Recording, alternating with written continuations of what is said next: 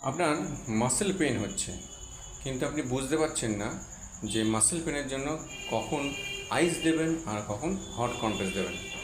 যখন আপনার কোনো মাসেল পেন বহুদিন ধরে হবে, মানে লং টাইম প্রসেসের জন্য দেখবেন সেই জায়গাটা শক্ত হয়ে গেছে, একটা কালচে কালচে ভাব হয়ে গেছে, একটা ইটের ডেলার মতো মনে হচ্ছে, তখন আপনি সেই জায়গাটাকে দেবেন হট কম্প্রেস, যাতে সেই জায়গার ব্লাড সার্কুলেশনটা খুব ভালো হয় এবং ব্লাড ফ্লো বেড়ে গেলে সেই জায়গার ফোলাটা কমে যাবে এবং হার্ট ব্যাপারটাও কমে যাবে।